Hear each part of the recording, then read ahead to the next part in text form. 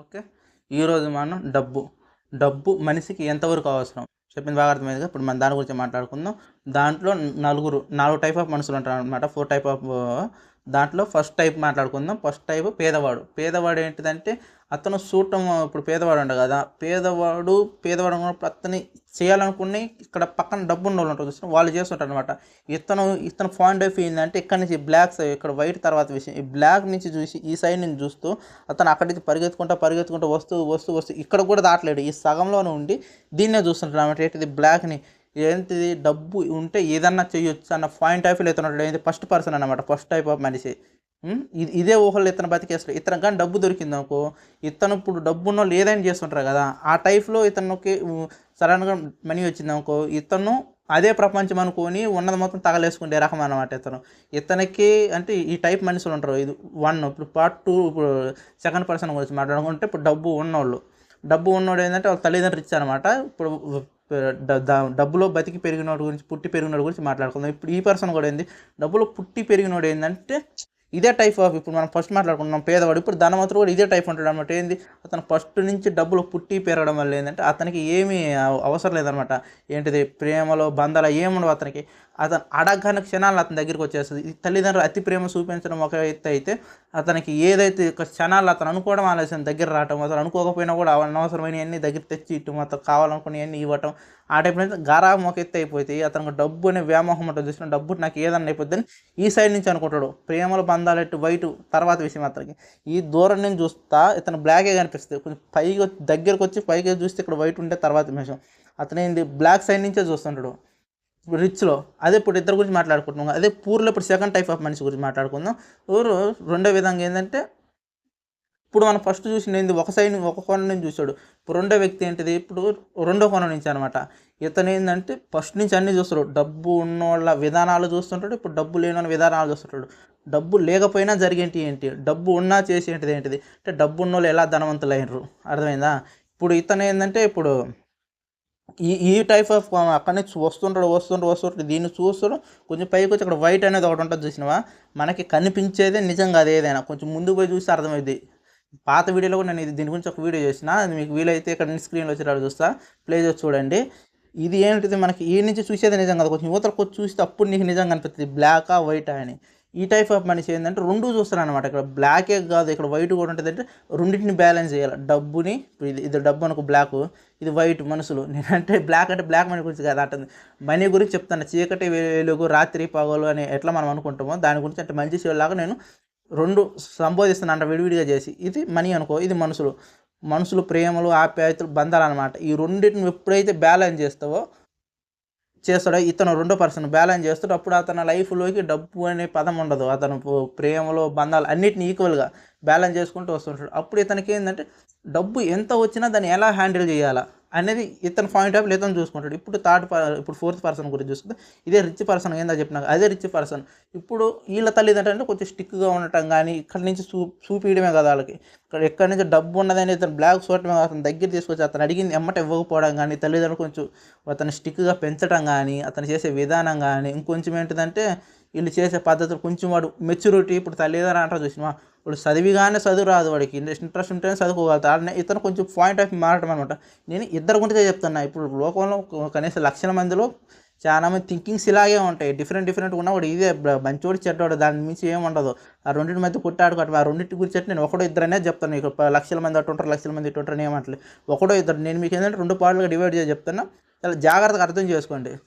ఈ వ్యక్తి ఏంటంటే బ్లాక్ నుంచే చూడటం కదా, ఇప్పుడు ధనవంతుడు ఇటు వచ్చి కొంచెం వైట్ కూడా చూస్తాడు. ఏంటిది, డబ్బు ఉంటేనే అన్నీ కావు, కొన్ని మనం దాంట్లో చూసిన రిలేషన్ తోటి, బంధాలతోటి, ప్రేమతోటి కూడా చేసుకోవాలని అతను పుట్టి పెరిగిన విధానం కానీ, ఇతని లైఫ్ని ఇతను మెచ్యూర్ చేసుకోవడం కానీ, ఇతన మైండ్ సెట్ని ఇంప్రూవ్ చేసుకోవడం కానీ. ఎలాగంటే ఇప్పుడు ఇతను డబ్బు ఉండగానే ఇతని దగ్గరికి అన్నీ వచ్చినాయి ఫస్ట్ పర్సన్ దగ్గరికి, రిచ్గా ఉన్న దగ్గరికి.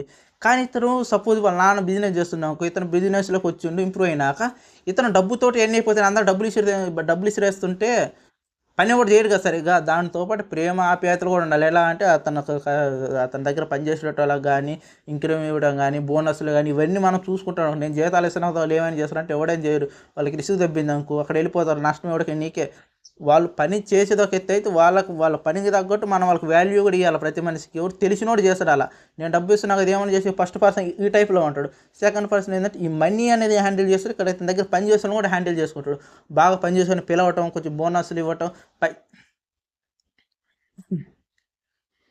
బాగా పని చేస్తున్న పిలవటం, కొంచెం బోనస్లు ఇవ్వటం, ఇంకొకటి మెయిన్ ఏంటంటే పని చేయలేని ఏమైంది నీకు అది ఇది అని చెప్పి కొంచెం వాళ్ళ ప్రాబ్లమ్స్ అనుకోవడం, సాల్వ్ చేయటం.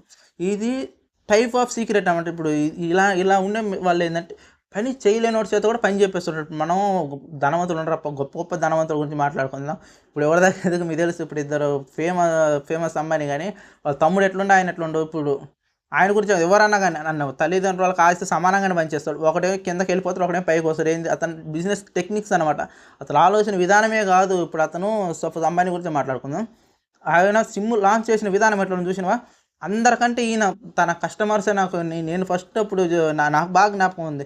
నేను కూడా జియో యూజర్ని. అతను మాట్లాడేటప్పుడు ఏంటంటే నాకు కస్టమర్సే నాకు ఇంపార్టెంట్ అని చెప్పి అతను ఎంత హైప్ చేస్తాడంటే అతను అందరికంటే నేనే తక్కువ చేస్తాను. ఇప్పుడు కూడా ఎప్పుడు ప్రతి ఒక్కడు జియో రాకముందు యూట్యూబ్ ఒకలా ఉంటే జియో వచ్చినాక యూట్యూబ్ ఒకలా ఉంది. అంతలా ప్రేరేపించింది అనమాట.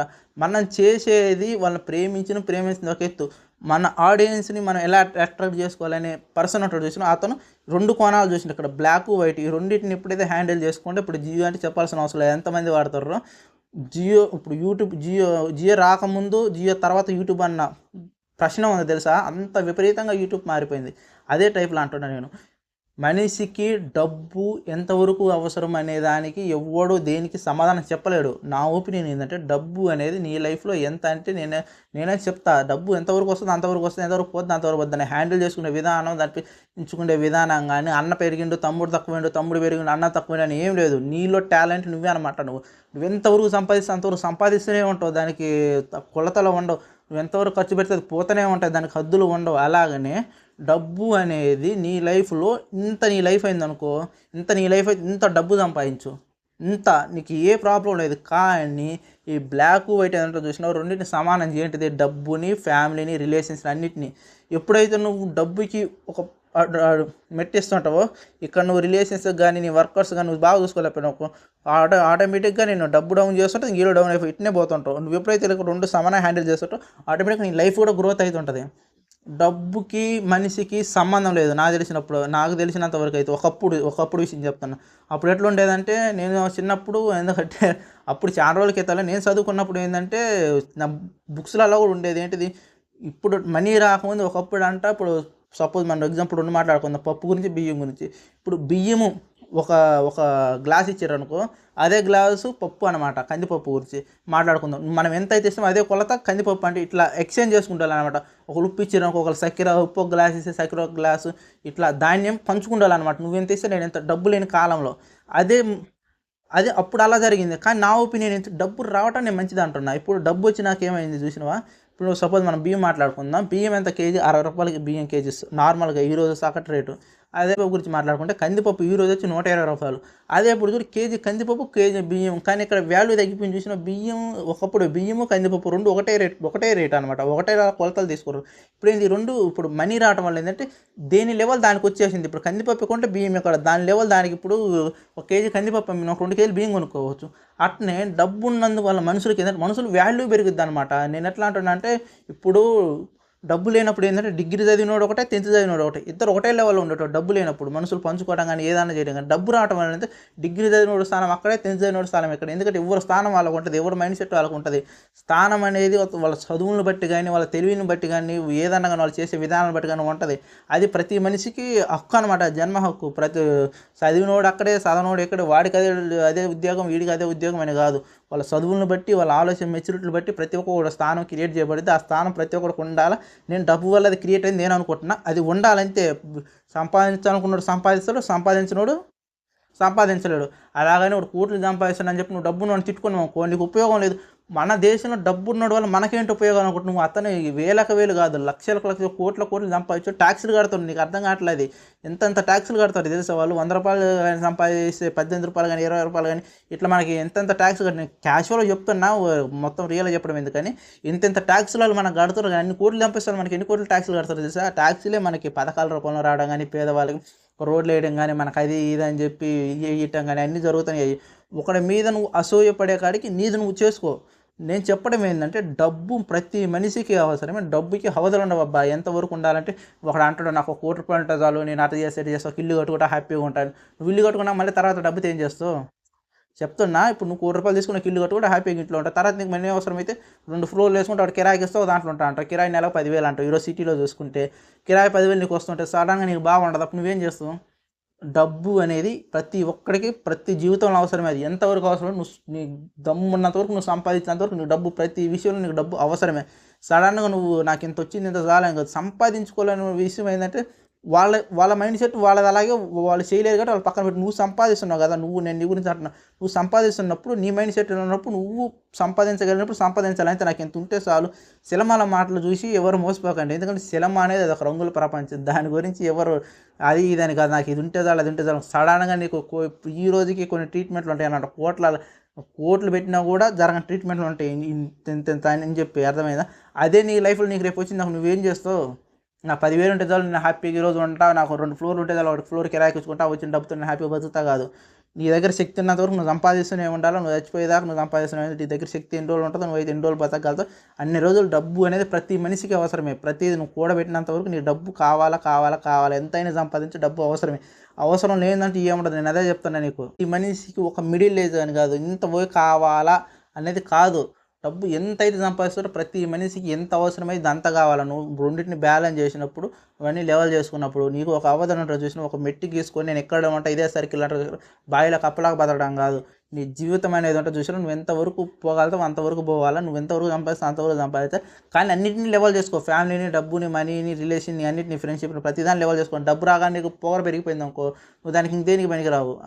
నువ్వు అన్నింటిని లెవెల్ చేసుకున్నప్పుడు నువ్వు సంపాదించినప్పుడు నీకు ఒక వాల్యూ ఉంటుంది. నీకు వాళ్ళందరూ నీకు వాల్యూ ఇస్తుంటారు నీకు.